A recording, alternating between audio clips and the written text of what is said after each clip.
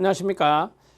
청소년 상담사 상급시험 대비 제1회차 실전 문제 2교시의 제1과목입니다. 필수 과목의 하나인 학습 이론에 대한 문제풀이 들어가겠습니다. 이번 시간에는 전반부 문제풀이입니다. 1번부터 13번 문제까지 풀어보도록 하겠습니다. 자, 1번 문제부터 들어갑니다. 1번 문제는 인간의 뇌발달에 대한 문제인데 1번 문제 체킹해 주시고요. 인간 뇌의 발달에 대한 설명으로 옳지 않은 것은입니다. 자, 1번은 뉴런을 이야기했죠. 뉴런과 뉴런의 연결, 이걸 우리가 시냅스라고 말할 수 있는데요. 보통 영아는 성인들보다 훨씬 많은 뉴런과 뉴런의 연결, 시냅스를 갖는다. 이렇게 정리할 수 있습니다. 자, 우리가 이제 영아 때는 시냅스가 많고, 그 다음에 이제 나이가 먹을 때 시냅스를 솎아내죠. 이러한 솎아내는 작업을 통해서 성인기로 이게 발달이 이루어지기 때문에 영아 때 훨씬 더 많은 뉴런과 뉴런의 연결이 있다. 이렇게 말씀드릴 수 있겠습니다. 맞습니다. 자, 뇌는 발생 유전학적 프로그램에 따라 발생한다라고 하죠. 우리가 이제 태아기에서부터 이제 뇌의 형성 이런 것들이 이루어지잖아요. 그럴 때 발생 유전학적 프로그램에 따라서 뇌가 발생한다. 뇌의 발달이 이루어진다. 이렇게 정리하시면 되고요. 자, 시냅스는 앞에서 말씀드렸던 시냅스는 연합 피질에서 먼저 형성되고 감각 운동 피질에서는 더 늦게 형성이 완료된다라고 했는데 반대입니다. 우리가 이제 대뇌 피질이 있는데 이 대뇌 피질에는 세 가지의 영역이 있다라고 해요. 첫 번째가 감각 영역, 두 번째가 운동 영역, 세 번째가 연합 영역이라고 합니다.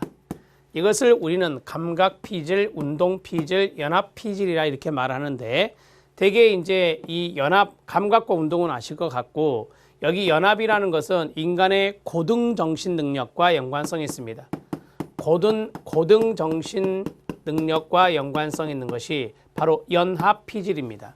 따라서 시냅스가 가장 먼저 형성되는 것은 여기 두 개, 감각과 운동 피질에서 먼저 형성이 됩니다.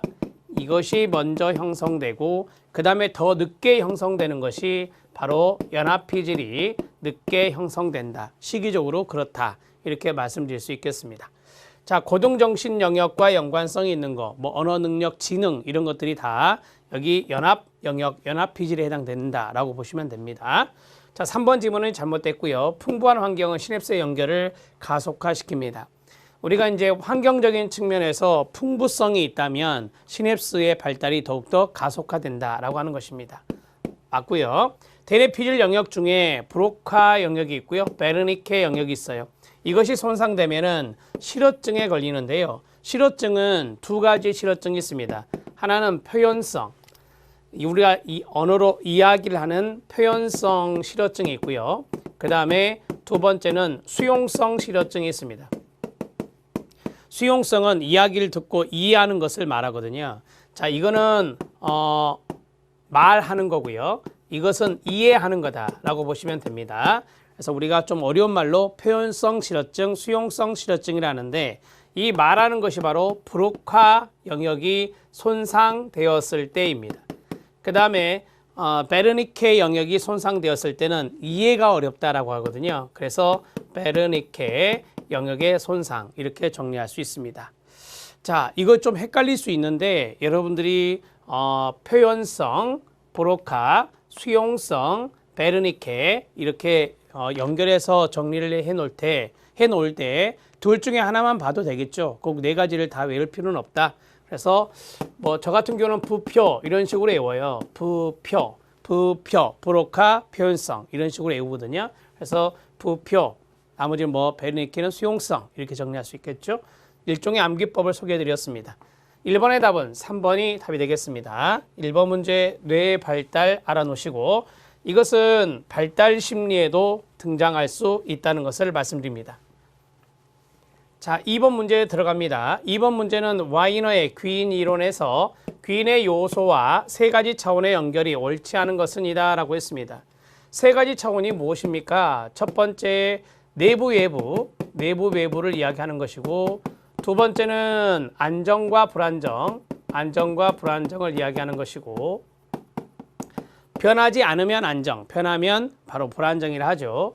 자, 자신이 어떤 결과에 대해서 통제할 수 있으면 통제 가능, 그렇지 못하면 통제 불가능이라 하죠. 통제 소재라고 하는데요. 통제 소재라고 합니다. 자, 이렇게 세 가지 차원이 있습니다. 첫 번째 노력입니다. 노력에서 여러분들이 꼭 아셔야 될 것은 나머지는 다 통제 불가능인데 노력 하나만 통제 가능이다, 이렇게 말씀드렸었죠. 자, 노력은 내부적인 것이고요. 그 다음에 노력이라고 하는 것은 불안정적인 요소다, 이렇게 정리할 수 있습니다. 안정과 불안정이라고 하는 거, 이것은 변하냐 변하지 않느냐라고 하는 겁니다. 안정은 시간이 지나도 변하지 않는 것을 말하고, 불안정이라고 하는 것은 변함을 이야기한다, 이렇게 정리를 해 놓으시면 도움이 됩니다. 자, 노력이라고 하는 것은 불안정적인 요소죠. 불안정적인 요소는 변할 수 있는 것이다 라고 정리할 수 있습니다. 자, 운이라고 하는 것이 있습니다. 운이라고 하는 것도 자, 외부죠. 이거는 노력과 능력은 내부지만 운이라든지 과제 난이도 이런 것들은 다 외부적인 요소다, 이렇게 말씀드렸었고요. 자, 운이라고 하는 것도 마찬가지 변하는 불안정적 요소고요. 그 다음에 통제 불가능입니다. 운이라고 하는 것을 자기가 어떻게 그 운이라는 결과를 통제할 수 있겠어요? 통제가 어렵죠. 자, 통제 가능은 유일하게 노력 하나, 뭐 이렇게 정리하셔도 되지만 이 통제 가능도 또 하나 더 있어요. 그건 여기에 나오는데 좀 이따가 설명을 할게요. 우리가 보통 좀 더 스펙트럼을 넓혀서 본다면 여기 5번에 있는 교사의 편견 이런 것도 있을 수 있거든요. 자, 우리 보통 내 이야기할 때 네 가지를 이야기해요, 이렇게. 그런데 이제 교사의 편견이 나왔으니까 좀 이따 설명할게요. 자, 그 다음에 능력이 있습니다. 능력은 내부적인 것이고요. 능력이라고 하는 것은 안정적인 것이죠. 대개 능력은 변하지 않는다, 이렇게 이야기를 많이 해요. 그 다음에 이것도 마찬가지 통제 불가능이다, 이렇게 말할 수 있어요. 통제 불가능, 자신이 결과에 대해 통제하기 어렵다. 통제가 어렵다. 이런 식으로 정리하면 통제 불가능이 되는 거예요. 자신의 결과에 대해서 통제할 수 있다, 그러면 통제 가능이 되는 거고요. 자, 능력이라고 하는 것은 자신의 결과에 대해서 통제하기가 어려운 통제 불가능적인 요소가 됩니다. 그 다음에 과제 난이도입니다. 과제 난이도는 외부적인 것이죠. 그 다음에 되게 이제 과제 난이도는 우리가 뭐 난이도를 조절하는 것이 일반적인 거잖아요. 그래서 이것도 마찬가지 아까 말씀드렸던 변하지 않는 안정적인 부분이란 것을 기억하셔야 돼요. 과제 난이도는 안정, 기억하십시오. 난이도 조절과 연관성이 있다라고 보시면 돼요. 일반적으로 이야기했을 때 난이도를 조절하는 거니까 이것은 통제 불가능이죠. 과제 난이도를 어떻게 자신이 그 결과에 대해서 통제할 수 있겠어요? 자, 교사의 편견입니다. 자, 교사의 편견은 이렇게 생각하셔야 됩니다. 교사의 편견은 그 선생님은 누구에 대해 존중하지 않아. 누구에 대해서 존중하지 않아. 이게 일종의 이제 선입관, 편견이라고 말할 수 있겠죠. 근데 그 선생님은 누구에 대해 존중하지 않아라고 하는 것이 바로 학생들의 신념이거든요. 학생의 신념인 거, 이게. 그러면 이거는 그 학생이 교사의 편견에 대해서 이 신념은 바꿀 수 있는 거잖아요. 따라서 교사의 편견은 외부적인 측면이고요. 그 다음에 교사의 편견은 안정적인 요소에 해당된다라고 말을 하거든요. 변하지 않는다라고 하는 측면인데 여기에서 통제 불가능이란 말이 있어요. 이 통제 불가능이 바로 이제 통제 가능으로 바뀌어야 됩니다. 통제 가능으로 바뀌어야 된다. 자, 이거를 좀 와닿게 말씀을 드리면 교사의 편견은 바로 이것인데 이러한 학생의 신념은 자기 자신이 이러한 결과에 대해서 통제할 수 있다. 이 자신이라고 하는 것은 바로 학생을 말하는 거예요. 교사의 편견에 대해서 학생의 신념을 바꿀 수 있는 거니까. 따라서 교사가 이런 존중하지 않아 라고 하는 것들은 변하지 않는 것일 수 있지만 여기에 대해서 학생의 입장에서 봤을 때는 그 결과, 귀인이론이니까 어떤 결과에 대해서 통제가 이 신념을 바꿀 수 있는 그러한 측면이 있기 때문에 통제 불가능이 아니라 통제 가능이라고 봐야 된다. 결론 내드리면 통제 가능은 두 개입니다. 시작. 교사의 편견과 노력 두 가지가 있다. 이 두 가지가 바로 통제 가능이다. 이렇게 정리를 해 놓으시면 도움이 되겠습니다. 자, 옳지 않은 것은 5번에 있었다. 이렇게 정리할 수 있어요. 자, 2번 문제도 체킹해 두시고요. 2번 문제는 와이너의 귀인 이론인데 이 귀인 이론은 발달 심리보다는 학습 이론에서 더 많이 출제된다. 이렇게 정리할 수 있겠습니다. 자, 이제 세 번째 문제 들어갑니다. 세 번째 문제는 조작적 조건화 원리. 그러면 스키너죠. 적용하여 잘 설명할 수 있는 것은 뭐냐? 답은 3번이죠. 강화라고 찾을 수 있는데 자, 나머지 것들을 좀 설명하겠습니다. 자, 체계적 둔감화가 있습니다. 체계적 둔감화는 이게 좀 더 중요할 수 있는데요. 고전적 조건화와 연관성이 있어요.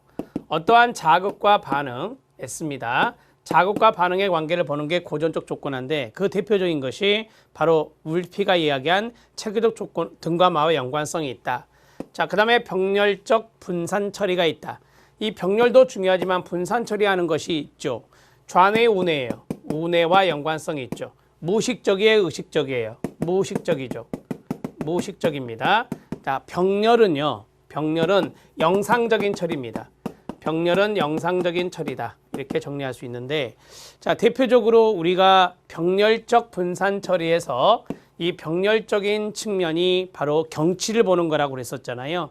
경치를 전체적으로 쭉 순간적으로 직관적으로 보는 것이 바로 병렬적 분산 처리와 연관성이 있어요.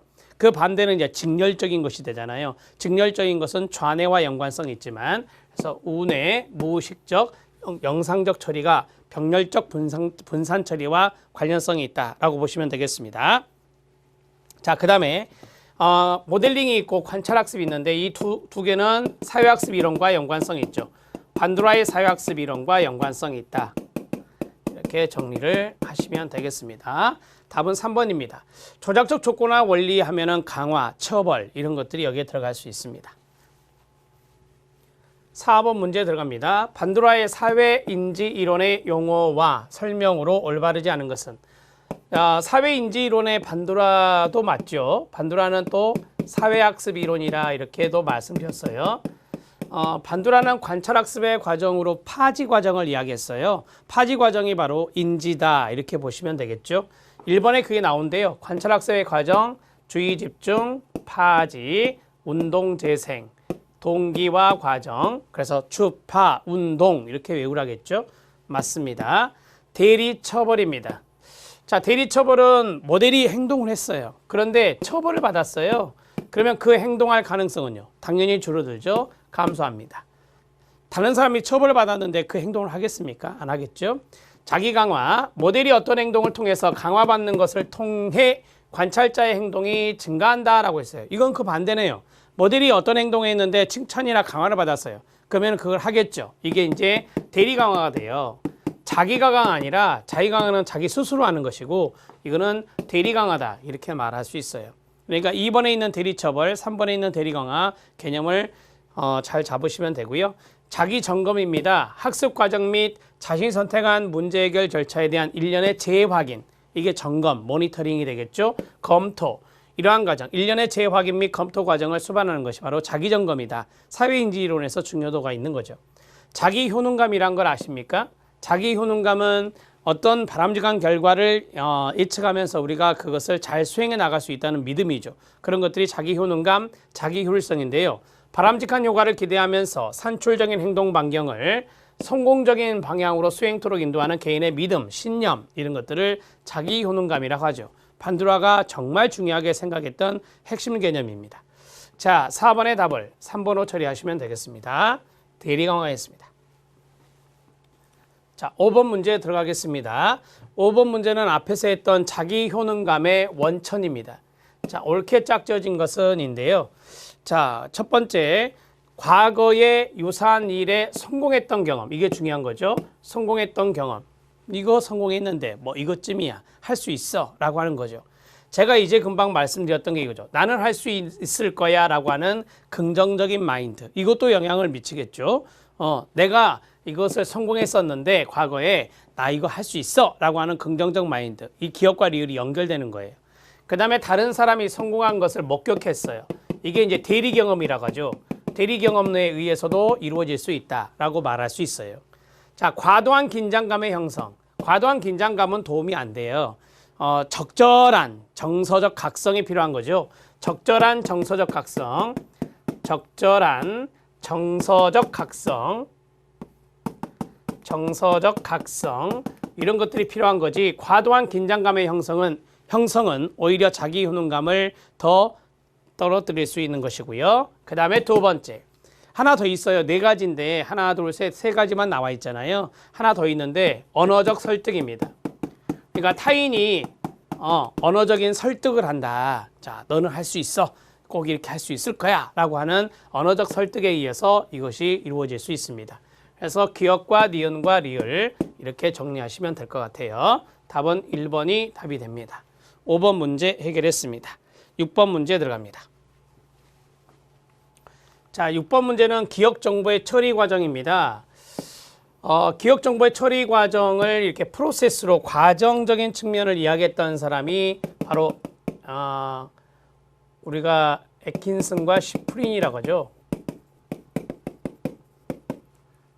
시프린. 자, 애킨슨과 시프린이라는 학자는 바로 정보 처리 또는 기억 정보의 처리 과정 이것들을 이야기했는데요. 자, 생각나십니까? 지금 이거는 단순하게 세 가지 단계로 말했지만 이걸 쭉 나열하면 첫 번째 외부에서 자극이 들어와요. 외부의 자극은 정보라고 하거든요. 그럼 이 정보를 감각기억으로 가죠. 감각기관을 타서 감각기억을 가는데 이때 이제 보호화가 이루어져야 돼요. 보호화. 자, 기억하기에 좋게 쉽게 말하면 부호화, 수치, 기호를 만드는 거다라고 보시면 돼요. 그걸 이제 우리가 보호화라 하는데, 자, 그러면 어떠한 자극, 정보 자극을 기억에 저장하는 것을 보호화 작업이라 하고, 그리고 이 감각 기억에서 단기 기억으로 들어가고, 단기 기억에서 장기 기억으로 들어가겠죠. 장기 기억에서 인출이 되겠죠. 인출에서 반응이 나타난다 이렇게 보시면 돼요. 그래서 크게 세 단계로 나누면 부호화가 1번, 그 다음에 두 번째 여기 단기 기억에서 이게 저장이 여기에 들어가요. 저장이 되면 이제 장기기억으로 되니까 저장이 되고 그 다음에 세 번째가 인출이다 이렇게 말할 수 있어요. 그래서 부호화, 저장, 인출 답은 1번이 된다 이렇게 정리할 수 있겠습니다. 6번 문제 간단하게 해결해 드렸는데 여기 있는 애킨슨과 시프린의 기억 정보의 처리 과정도 쭉 알아두시면 도움이 되겠습니다. 자, 여기까지 했는데요. 여기에서 좀 더 말씀을 드릴게요. 단기 기억을 할 수 있는 묶음 아시죠? 생각나세요? 밀러의 마법의 수 7 플러스 마이너스 2 이게 바로 청킹이라고 하는 거죠. 청킹과 연관성 있는 것이 바로 단기 기억이다. 생각나시죠? 그 다음에 그러면 단기 기억의 용량은 무제한이 아니네요. 그렇죠? 제한되어 있습니다. 이 장기 기억이 무제한입니다. 장기 기억이 용량이 무제한이다. 이렇게 정리를 많이 하죠. 이렇게 정리를 하시면 되겠습니다. 자, 답은 1번입니다. 7번 문제 들어갑니다. 강화 계획이 있어요. 강화 스케줄에서 강화 효과가 가장 큰 것은 뭐냐라고 했어요. 강화 효과가 가장 큰 것, 이걸 동의어로 뭐라 하느냐? 소거가 잘 이루어지지 않는 겁니다. 소거가 잘 이루어지지 않는 것. 그게 바로 이제 강화 효과가 큰 것이라고 그래요. 이거 어떻게 외웠죠? 변비고비 이렇게 외웠잖아요. 변, 비, 고, 비.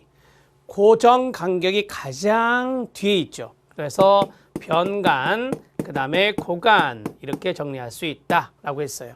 앞에 있는 두 가지만 외우시면 돼요. 이게 제일 강화 효과가 적은지는 아니까. 그러면 변동 비율, 고정 비율, 변동 간격, 고정 간격 이 순서다라고 하는 거예요. 자, 소거가 잘 이루어지지 않는 것이 변동 비율이다. 그래서 변동 비율 강화 3번이 답이 되는 것이죠. 자, 우리가 이제 하나씩 사례를 든다면 이게 도박이 되고요. 도박이 된다라고 했어요. 그 다음에 고정 비율하고 제가 여기 고정 간격 이 두 가지 일정한 수, 그 다음에 일정한 시간이라고 했잖아요. 이게 성과급, 성과급이라 했고 이건 뭐예요 그러면? 월급 이렇게 정리할 수 있죠. 그래서 간격보다는 비율 계획이 훨씬 더 강화 효과가 있다 이렇게 말씀을 드린 바가 있습니다. 생각나십니까? 자, 이거는 뭐예요? 변동 간격이죠. 변동 간격은 시간이 고정돼 있지 않다라고 하는 거예요. 생각나세요? 수시시험이요. 수시시험이 여기면 월말고사는 뭐예요? 여기죠. 월말고사는 여기예요. 그래서 월말고사와 수시시험 중에서 어떤 것이 더 학습을 할 수 있도록 만드는 거죠? 수시시험이라 했잖아요. 그래서 이 녀석보다는 이 녀석이, 이 녀석보다는 이 녀석이 효과가 있다. 이런 식으로 말씀을 드린 바가 있어요. 이왕이면 제가 이론에서 말씀드린 사례를 정리하는 게 좋겠죠. 그래서 변동 비율이 가장 높다. 변동 비율 강화 계획이 강화 효과가 가장 커서 소거가 가장 잘 일어나지 않는다. 이렇게 정리하시죠. 8번 문제 들어갑니다. 강화물의 종류가 다른 하나는 뭐냐라고 했어요. 우리가 이제 강화물 하면은 생각나는 게 1차 강화물이 있고요. 2차 강화물이 있고요. 그 다음에 사회적 강화물이, 사회 강화물이 있어요. 이렇게 있습니다. 이게 다 틀리거든요. 1차 강화물, 그 다음에 2차 강화물, 사회적 강화물이 있습니다. 1차 강화물은 생물학적 욕구 충족이죠. 생물학적 욕구 충족과 연관성이 있다. 자, 우리가 배가 고파요. 그러면 이제 섭식을 해야 되잖아요. 음식물, 이런 것들이 이제 여기에 들어갈 수 있고요. 그 다음에 이제 2차 강화물은 1차 강화물과 짝이 지어지는 거예요. 1차 강화물과 짝 지어지는 거. 짝 지어서 강화 효과가 있는 거죠. 그것을 우리가 2차 강화물이라고 하죠. 대표적인 게 돈 아닙니까? 자, 그 다음에 세 번째 사회적 강화물이 있는데 이거는 1차 강화물과 짝 지어지지 않는데 1차 강화물과 짝 지어지지 않는데 강화 효과가 있는 거죠. 강화 효과가 있는 거. 그것을 우리는 사회적 강화물이다. 이렇게 말해요. 자, 사회적 강화물의 대표적인 게 인정이라든지 칭찬 이런 것들이 여기에 해당된다라고 해요. 아셨죠? 자, 간단하게 정리해 드렸어요. 자, 1차 강화물이 나왔어요. 1차 강화물은 여기 있네요. 그러면 1차 강화물의 동의어. 제가 아까 음식을 말씀드렸는데 음식이 여기 있고, 자, 동의어는 구체적 강화물이라고 그래요. 구체적 강화물이라고. 이것은 학습되지 않는 거예요. 생물학적 욕구를 충족하는 그 자체이기 때문에 학습되지 않은 강화물, 학습되지 않은 강화물이 바로 여기 1차 강화물과 연관성이 있어요. 학습되지 않은 강화물, 구체적 강화물, 다 동의어. 자, 이것을 또 뭐라 하느냐? 지금 여기 나와 있지 않지만 무조건적 강화물, 무조건 강화물이라고 그래요. 무조건 강화물이다. 이렇게 정리할 수 있어요. 그럼 여기 2차 강화물은 1차 강화물 짝 지어져야 되는 거니까 이건 조건 강화물이 되겠죠. 2차 강화물은 조건 강화물, 1차 강화물은 무조건 강화물이 된다. 이렇게 보시면 되겠습니다. 칭찬은 뭐예요? 사회적 강화물이라고 했죠. 그러니까 성격이 다른 것은 2번이다. 이렇게 정리할 수 있습니다. 자, 정리가 됐습니다. 짧은 문제지만 우리가 개념적인 정리를 했는데 도움이 되는 것이 바로 이 문제인 것 같습니다. 자, 9번 문제에 들어갑니다. 우울증에 대한 설명에서 라고 했어요. 자, 우울증에 대한 설명에서 학습된 무기력에 대한 귀인에 해당하는 것은 이라 했어요. 그러면은 학습된 무기력 이론에서 우울증, 여기에 해당되는 것이 세 가지죠. 내적, 외적, 내적. 내적, 안정적, 불안정적, 안정적. 그 다음에 특수적, 전반적, 전반적이죠. 자, 내적 요인, 안정적 요인, 전반적 요인 이렇게 정리할 수 있는 거예요. 그게 이제 우울의 귀인이다, 우울이 높아진다라고 하는 것이잖아요. 그래서 내적, 안정적, 전반적 요인에 해당되는 걸 골라내는 거예요. 그게 바로 뭐예요?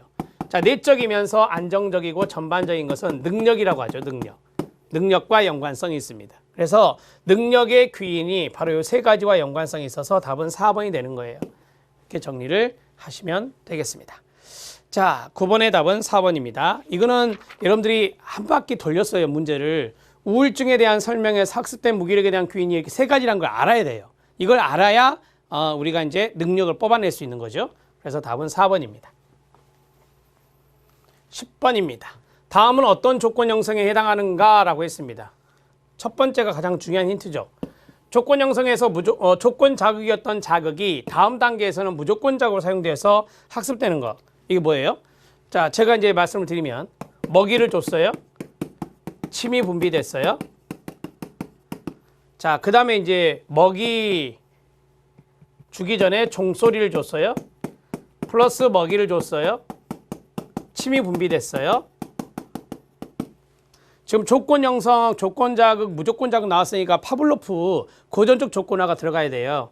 자, 그러면 이제 종소리를 줬어요. 그러니 침을 분비했죠.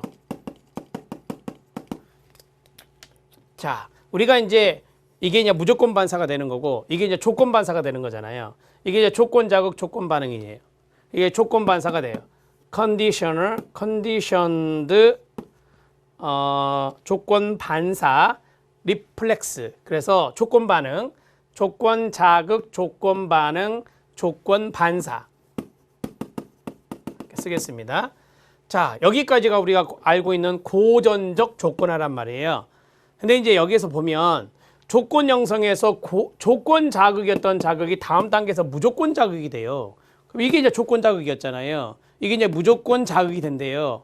그럼 이제 침을 분비한 무조건 자극으로 이제 해볼게요. 불빛이 있어요, 불빛. 불빛은 여기 없잖아요, 지금. 불빛을 이용할 거예요.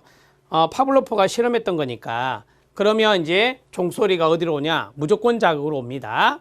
자, 불빛을 비추고 플러스 그 다음에 종소리를 줘요. 종소리 녀석 때문에 침을 분비했었잖아요. 이렇게 이해되시죠? 그럼 나중에 이제 여러분 해보세요. 그냥 불빛만 줘요. 불빛만 줬더니 걔가 침을 분비하더라라고 하는 거죠. 예.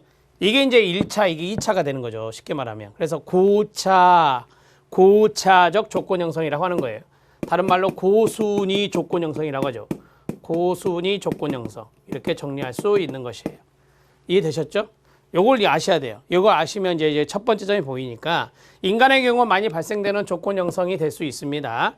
그러니까 이제 뭐 인간에게 뭐 긍정적인 어떤 반응을 일으킬 수 있는 그런 조건 반응을 일으킬 수 있는 그러한 조건 자극을 무조건 자극으로 옮겨서 무조건 자극에 또 다른 것을 또 얹히면은 또 이제 그 고순위에 있는 그러한 이러한 자극이 또 좋은 반응을 일으킬 수 있다라고 하는 것이죠. 여러분들 해설해 보면 돈과 수표 이런 것들이 나와요. 그런 것들 참고하시고, 자, 그 다음에 이제 지연 조건 형성이 있고요, 동시 조건 형성이 있고요, 그 다음에 후행 조건 형성이 있는데 하나 더 있죠. 흔적 조건 형성이란 것도 있죠. 흔적 조건 형성 이런 것도 있어요. 자, 이걸 제가 이제 그림으로 설명을 해드리면 우리가 이제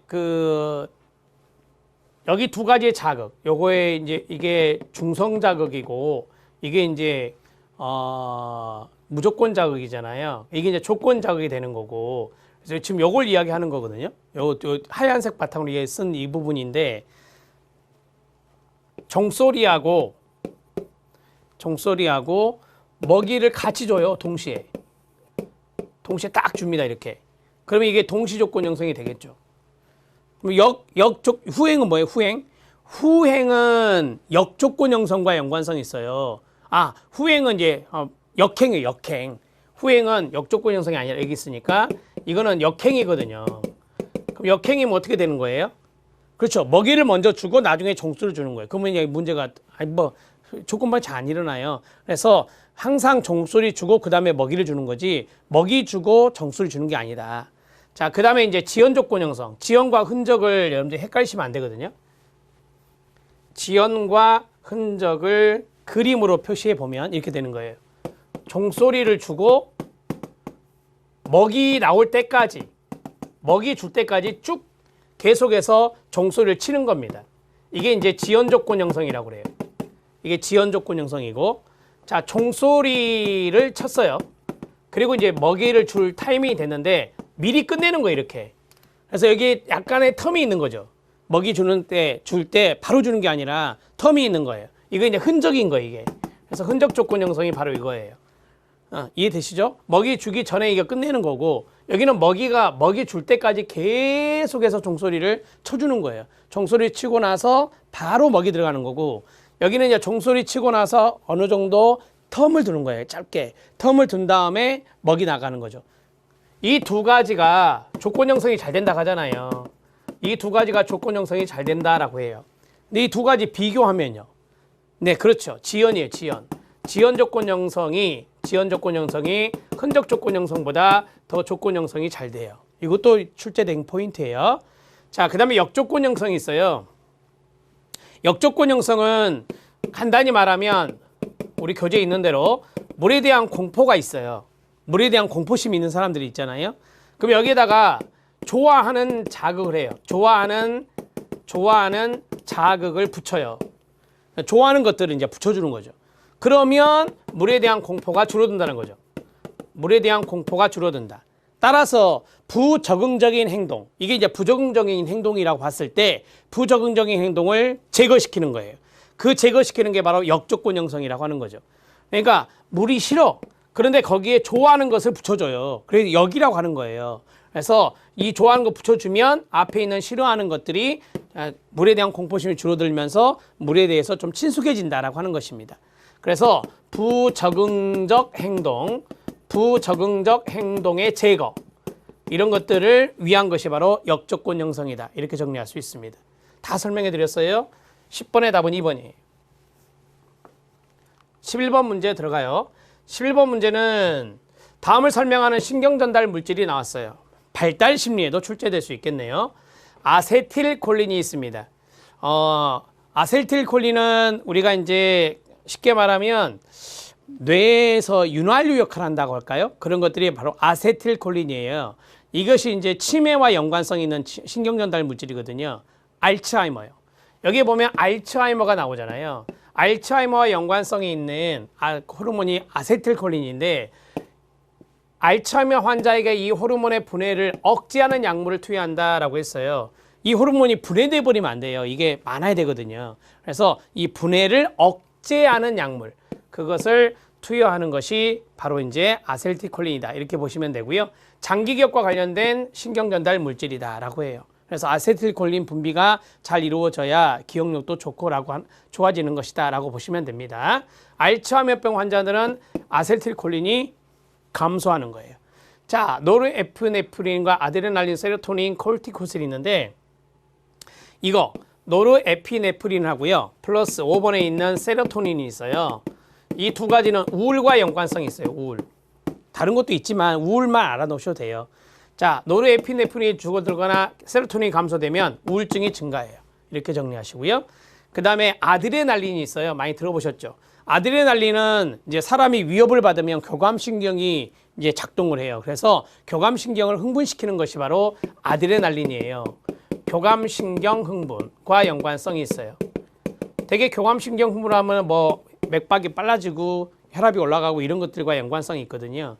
아드레날린은 부신수질이라고 하는 데가 있는데 부신수질에서 분비되는 거고요.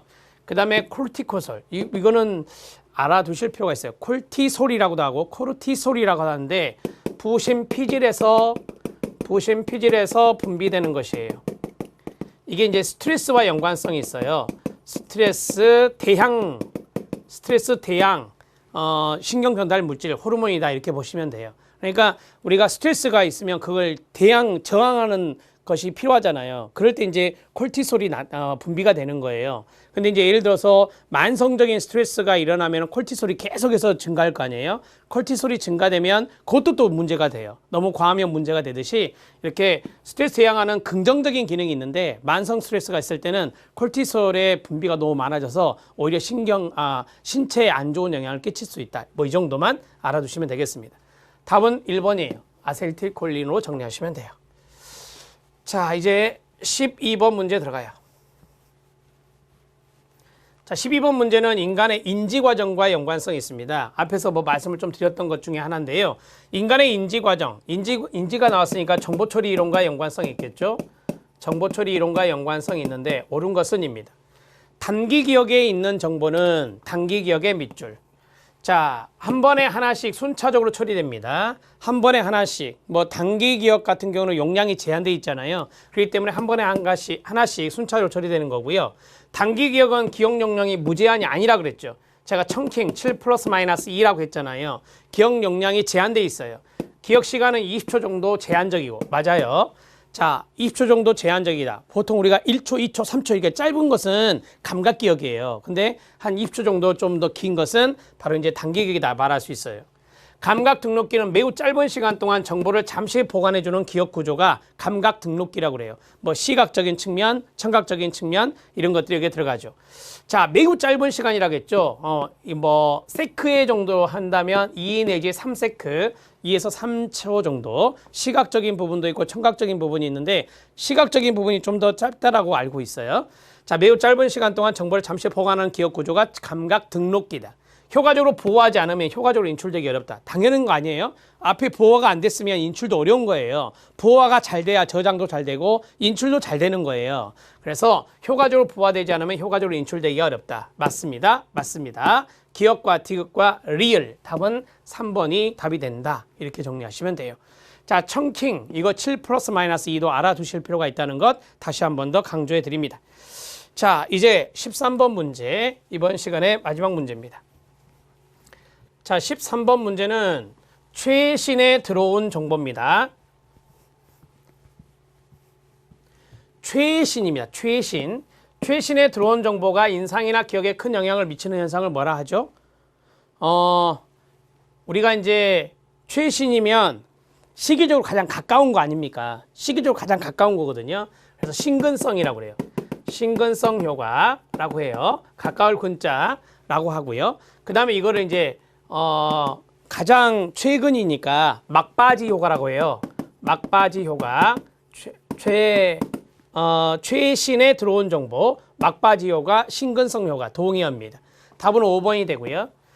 자, 초두 효과는 뭐예요? 초두. 초입 부분이죠. 초입 부분. 머리두자 써서. 이거는 이제 첫 목록입니다. 첫 목록. 우리가 보통 첫인상이라고 하잖아요. 첫인상. 그러면 이제 딱 들어왔을 때 첫인상 보고 기억이 이제 첫인상 좋으면 기억이 오래되는 거. 이런 것들이 이제 첫 목록과 연관성 있는 초두 효과예요. 자, 후각 효과가 있어요. 후각 효과는 뭐 초두 효과랑 조금 더 비슷할 수도 있는데요. 해설에는 그렇게 돼 있지만 약간 차이점을 말씀드린다면 후각 효과 같은 경우는 어떠한 일반적인 측면, 일반적인 견해 이런 것들이 그 사람의 구체적인 특징 이런 것들을 잡는 데 도움이 된다라고 하는 거예요. 제가 왜 그 초두 효과랑 후각 효과랑 약간 유사하다고 했냐면 첫인상 때문에 그래요. 되게 이제 첫인상이 아주 매력적이다. 첫인상이 매력적이다 하면 좋게 평가를 하는 거잖아요. 그런 것들 우리가 후각 효과라고 할 수 있으니까. 그래서 이제 후각 효과랑 초두 효과랑 약간 비슷하다라고 했었는데 후각 효과는 하나를 알면 열을 안다. 이런 걸로 좀 생각하셔도 될 것 같아요. 하나를 알면 열을 안다.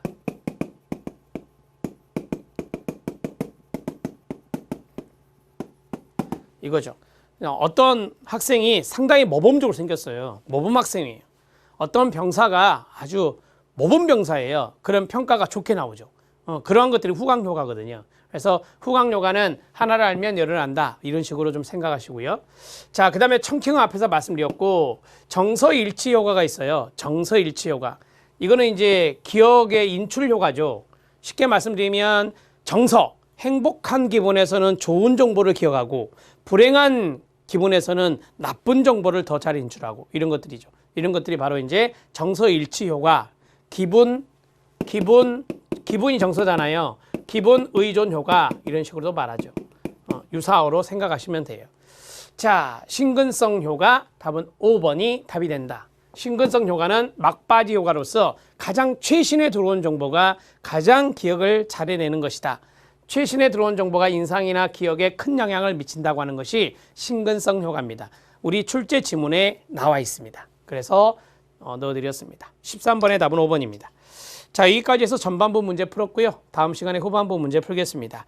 학습이론의 문제 지문이 좀 짧지만 여러분들이 공부가 충분히 될 수 있게 최선의 노력을 다하겠습니다. 열심히 공부하시기 바랍니다. 수고하셨습니다.